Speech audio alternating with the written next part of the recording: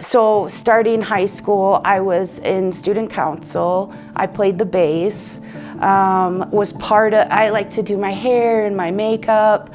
And then one of the first people I think that had an inkling things were changing and changing quickly was a liaison officer at the school, because a few months in, student council goes away. A few months in, the bass, I quit orchestra, stopped doing my hair and my makeup, and I'm just coming to school in my pajamas, just showing up at least, or trying to. So I should maybe throw something in there. I have always hated my weight, and has been a battle since forever. Something that'll bring a lot of emotion to me, because it was rooted in my childhood. Like, I was taken to doctors and put on diets and given pills. I mean, like 7 and 8, by my dad, told that I was that he was embarrassed of me because of my weight. My mom was really depressed, and ever since the divorce, she kind of stayed in her room and did her thing. So I felt like I didn't have a lot of support at home, so I was really latching on to whatever friends, whether they were healthy or not. So Alex is one of my best friends from childhood, that I met in high school, who kind of brought me out of my shell. I was not popular, I was bullied really bad. She's wild, her family life, her parents aren't really around, she can kind of do whatever she wants, but she's very popular, and it doesn't seem like her life is bad or like going bad. And so she was into tattoos. She always knew older people that we shouldn't know. And we were hanging out with a 28-year-old guy, and because I trusted her, she's like, oh, he's gonna give us tattoos. And then they told me we were gonna snort coke, or maybe we smoked it, I don't remember which. So did it, we're still hanging out through the night. And then I was asking this man about, like, have you ever done meth and what does it make you feel like? And he's like, well, you just did. And then I looked at her and she's like, I just figured you wouldn't do it if I told you that's what it was. And then I started becoming very good friends with this man, and doing all sorts of drugs and getting into things that I'm 15 and he's 28. So things that a grown man is doing that a 15-year-old girl is now doing. My mom had come up with a plan to move me away, to take me to Arkansas, the state of Arkansas. So I'm kind of like, I'm doing my thing, staying sober, going to school, and right away there is this guy in class. He is a beautiful black man, and his eyes, he has these eyes that I go home and tell my best friend about. I'm like, I am going to know this man. So I do come to know him, and his name is Willie. And he starts hitting on me.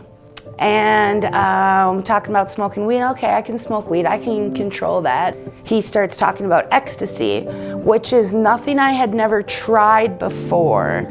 And then the moment I tried it, I was like, oh my God, this is amazing. So I realized taking this ecstasy, I'm losing weight, nobody's noticing, I'm still handling my business, and good things are happening. So like now my dad and my family are actually starting to support me more because I'm losing weight. So now I'm like what they want me to be, and I'm doing well in school, and I find out I'm pregnant. We go back to Wisconsin, Willie stays, and I'm doing really good. I'm sober, I'm getting ready for a baby, I'm about to graduate with a degree that I can do good things for me and my baby, and I stay there for 5 years. And then at that 5-year mark, I meet someone from my past. This is probably one of the most traumatic things for me.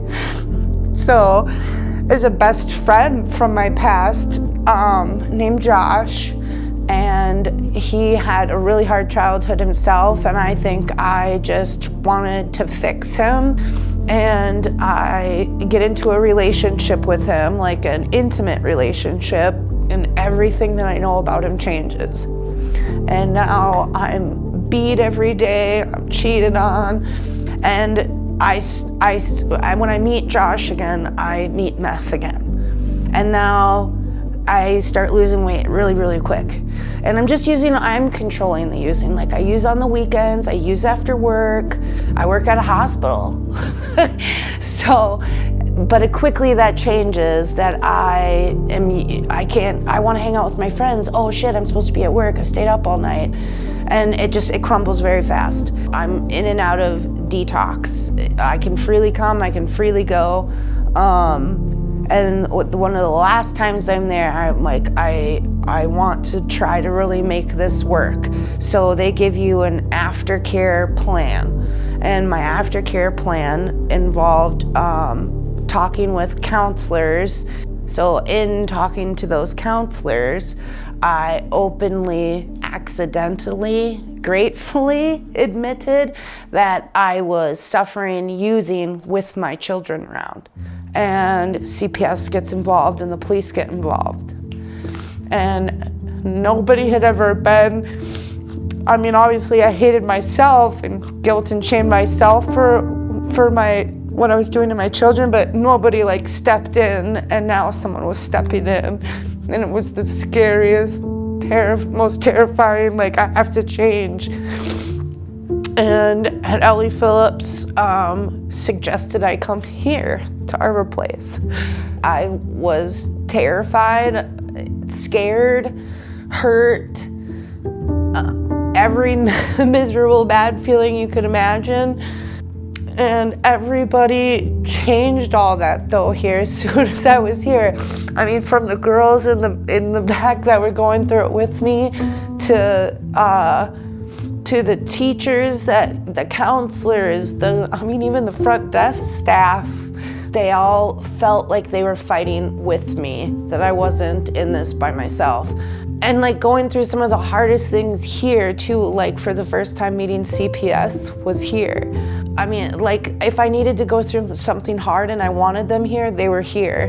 And a place that I could come to after I was done here, even whether it was like aftercare classes or like even if you were having a bad day, like I could feel encouraged, or a moment of I think my life might be bad enough right now to do that I could call here or walk in the doors and it'd be okay.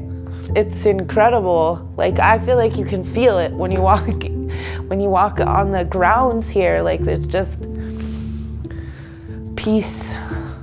So I know that right now, if you are broken and you are sad and you are lonely and you're lost, that you're not anymore. If you stay here, you come here, you stay here, and you get those tools, I promise that you can be where I am, because I was there, and you can be here.